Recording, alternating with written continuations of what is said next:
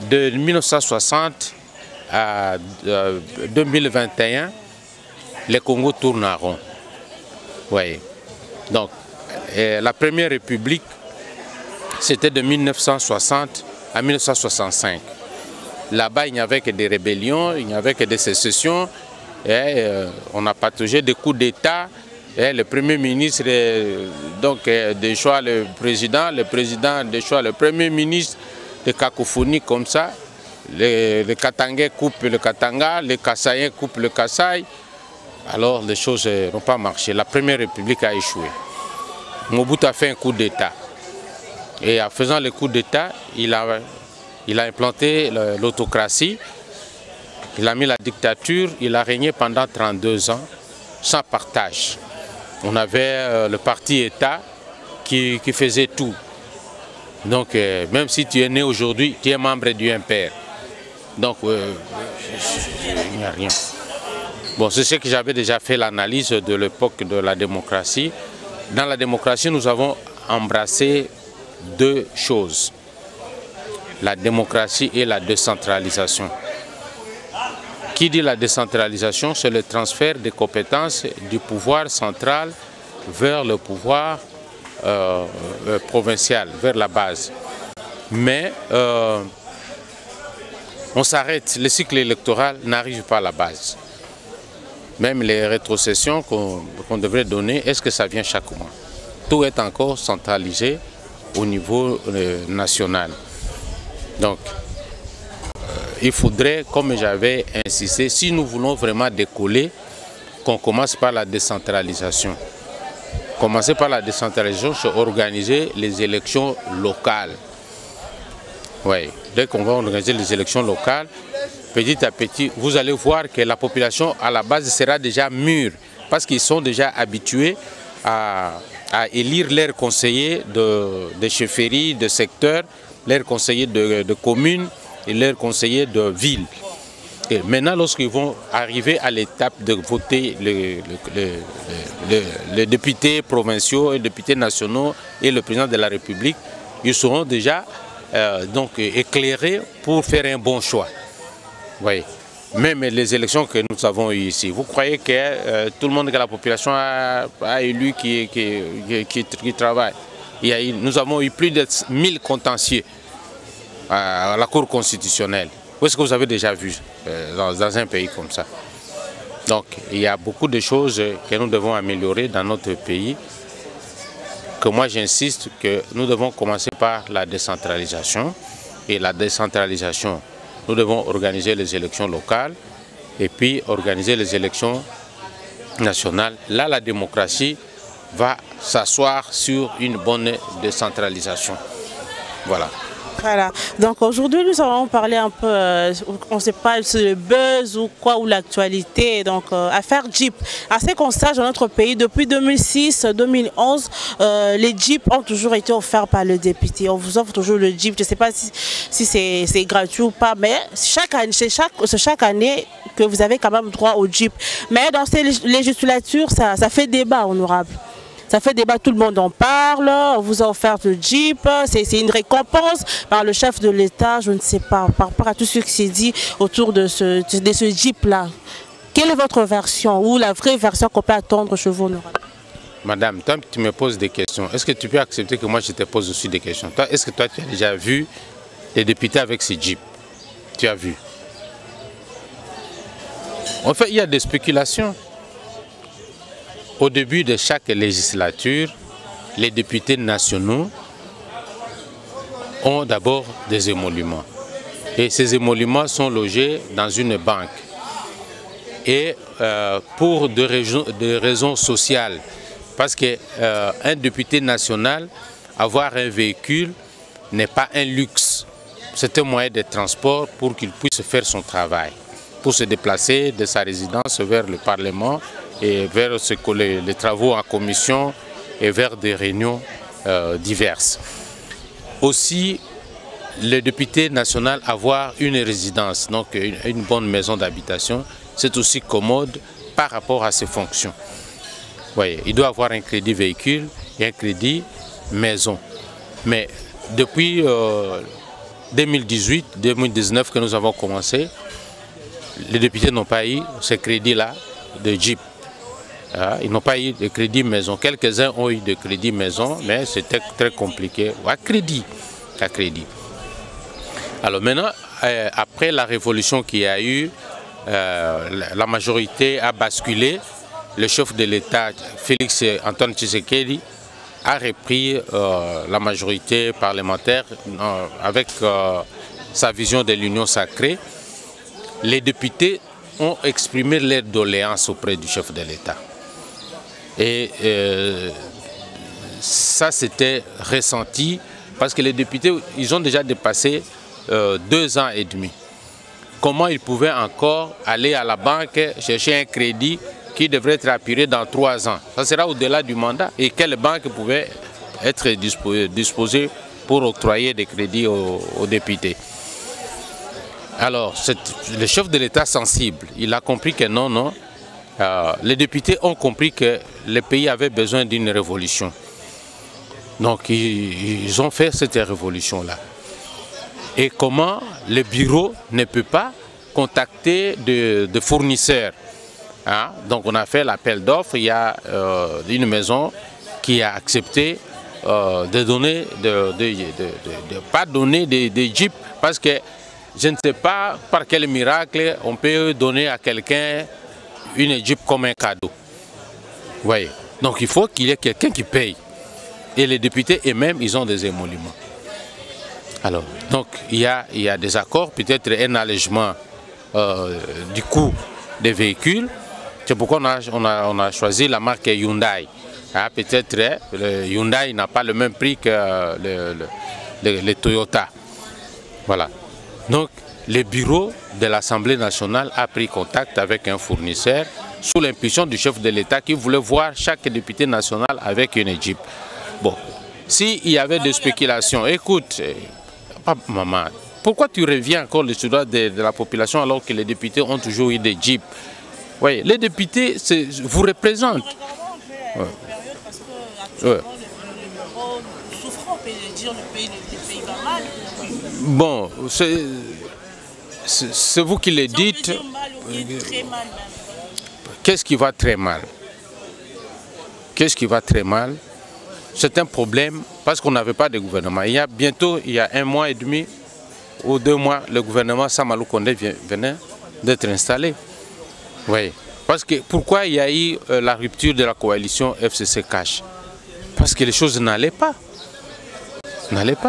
Et le chef de l'État, comme il a l'impérium du pouvoir, il fallait qu'il prenne cette décision courageuse après avoir fait la consultation. Il a consulté toutes les couches de la population et c'est cette population-là qui lui a donné le pouvoir d'agir. Et nous sommes en train d'espérer, attendez l'évaluation, dans 6 mois, vous allez nous demander si le pays va continuer à aller très mal. Pendant 18 ans, comment les gens ont une mémoire courte? Depuis tout ce temps ici, tout le malheur que la population a vu, c'est maintenant le temps que Tshisekedi gouverne, que la population commence à se lamenter, que non. Non, parce que non, vous voyez, quand on veut travailler avec transparence, écoute, quand on veut travailler avec la transparence, les gens exagèrent. Vous voyez? Est-ce que actuellement vous voyez qu'on tue les gens lorsqu'ils font des manifestations comme c'était à l'époque?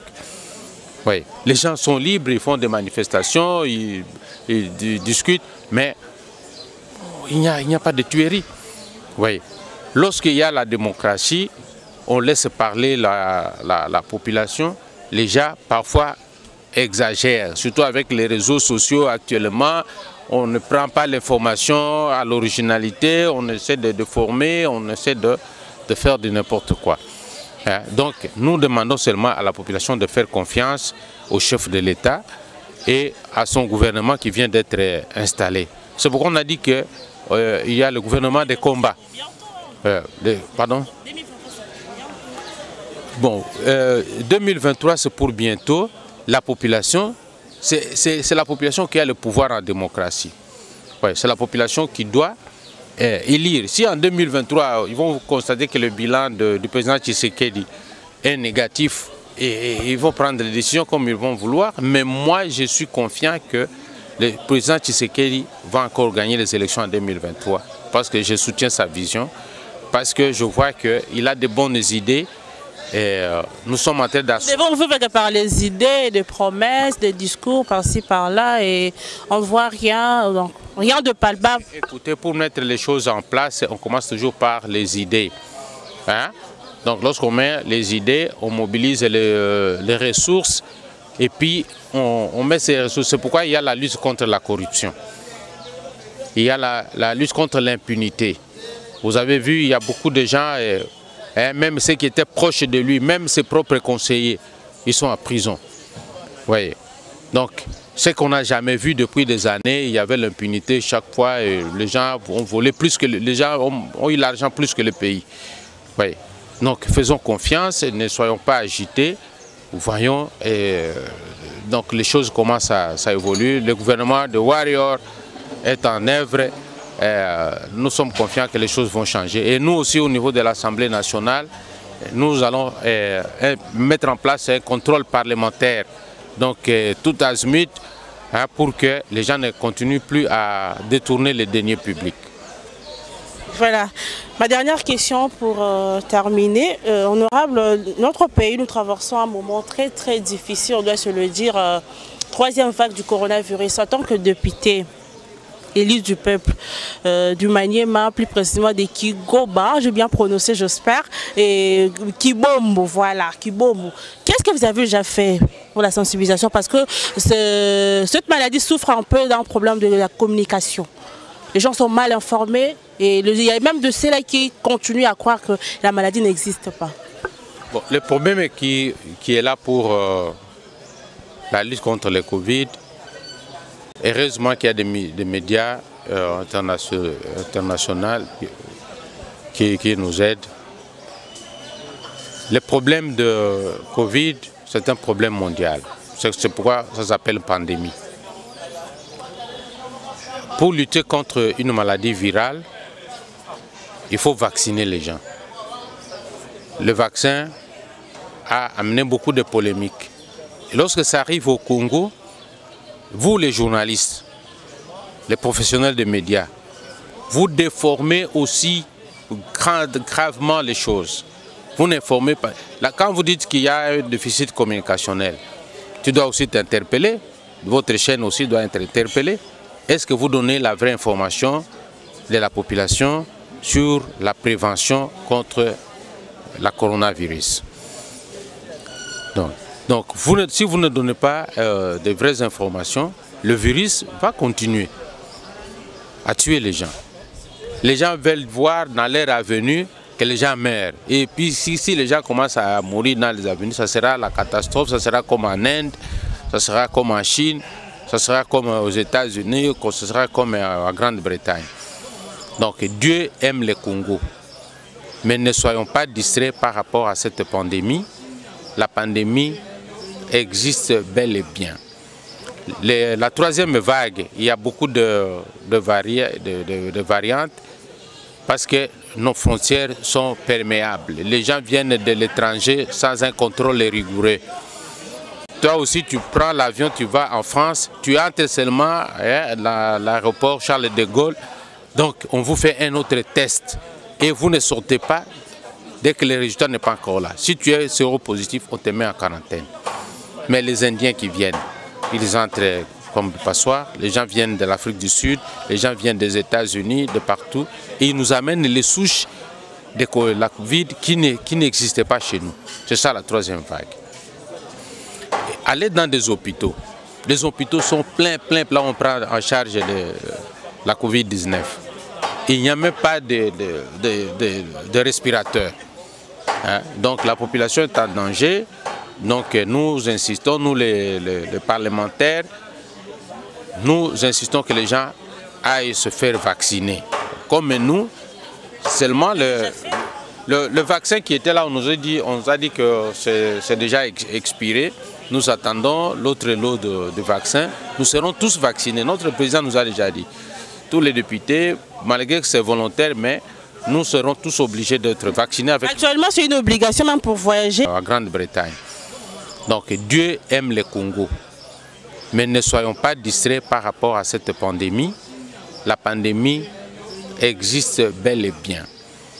La troisième vague, il y a beaucoup de variantes parce que nos frontières sont perméables. Les gens viennent de l'étranger sans un contrôle rigoureux. Toi aussi, tu prends l'avion, tu vas en France, tu entres seulement à l'aéroport Charles de Gaulle. Donc, on vous fait un autre test et vous ne sortez pas dès que le résultat n'est pas encore là. Si tu es séropositif, on te met en quarantaine. Mais les Indiens qui viennent, ils entrent comme du passoire. Les gens viennent de l'Afrique du Sud, les gens viennent des États-Unis, de partout. Et ils nous amènent les souches de la Covid qui n'existaient pas chez nous. C'est ça la troisième vague. Aller dans des hôpitaux. Les hôpitaux sont pleins. Là, on prend en charge la Covid-19. Il n'y a même pas de respirateurs. Hein? Donc la population est en danger. Donc nous insistons, nous les parlementaires, nous insistons que les gens aillent se faire vacciner. Comme nous, seulement le vaccin qui était là, on nous a dit que c'est déjà expiré. Nous attendons l'autre lot de vaccins. Nous serons tous vaccinés. Notre président nous a déjà dit.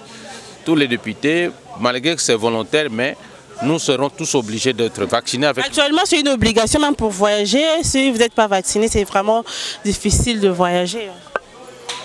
Bien sûr, bon, pour protéger les autres, mais c'est pourquoi il y a le test. Hein, il y a des gens qui ont des anticorps, parce que c'est une maladie virale. Si le test est négatif, je ne vois pas comment on doit exiger. On a dit la vaccination, c'est volontaire. Oui, donc il n'y a pas une exigence pour dire que non, si tu n'as pas été vacciné, tu ne voyages pas. Mais pour ta sécurité toi-même, c'est mieux d'avoir le vaccin. Et c'est le moyen le plus efficace pour prévenir les maladies virales. Donc même toi, et lorsque le vaccin là, il faut déjà aller te faire vacciner avec ton équipe. Avec tout ce qu'on attend là, il faut d'abord commencer, honorable, après on va vous suivre. Non, mais nous sommes prêts, comme je t'avais dit. Vous devez être exemplaire. Le lot là de vaccins va arriver, vous allez voir, tous les députés seront vaccinés. Et puis beaucoup d'entre nous ont déjà été vaccinés. Moi, parce que j'étais à Kindu, je jure entre eux, on a dit que vous voulez que pour que les députés se vaccinent, qu'on amène la presse et tout ça, pour que vous puissiez être convaincus. Hein? Mais il y a des députés qui sont toujours dans les deux avions et partout là, ils vont et les gens sont vaccinés et aussi ils sont fait vacciner. Même moi, dès que les vaccins seront disponibles, je me fais vacciner sans problème. Un mot de la fin, honorable, parce que c'est déjà la fin de cet entretien. Un mot de la fin de votre population. Si vous pouvez aussi vous adresser à votre langue maternelle, je ne sais pas, ça dépend que de vous. Juste un mot de la fin, parce que c'est déjà la fin de cet entretien. Bon, le mot de la fin, c'est souhaiter une bonne fête d'indépendance à toute la population congolaise, à toute la population de la province du Maniema qui me suit, et surtout de mon fief électoral de Kibombo, et surtout de mon village naturel, le village Tunda di Kungu, où je suis chef coutumier là-bas. Nabapenda sana, donc niko kukazi, enye balinituma, niko naendelea kubatumikia, na nitajitolea namuna kwetu kupashe kubadirika, parce que ndio vita yetu ya kila siku. Maniema ni kwetu, hatuna province nyingine apart Maniema. Tutaisemelea mpaka mwisho juu maendeleo ikale, na tuko nyuma ya vision ya rais wetu Felix Antoine Tshisekedi Chilombo mwenye alileta vision yake ya union sacrée, na tunapenda mabadiriko ikuwe na population ijiretrouve. Tuwapatie maji swafi, tuwapatie masomo nzuri, tuwapatie mabaraza ya afya nzuri, madawa ikuwe kwa mabaraza la afya, manjia ikuwe, machakula ikuwe, batu bakule mara 3 mara 4. Asante. Merci beaucoup, honorable Tunda Prosper. Merci d'avoir accepté notre invitation. Merci pour votre temps. Je dis comme ça aussi un grand merci à vous tous au Boulanda qui sont de partout. Je vous dis un grand merci. Prenez très bien soin de vous. Donc, je vous retrouve très prochainement avec le même plaisir. Au revoir.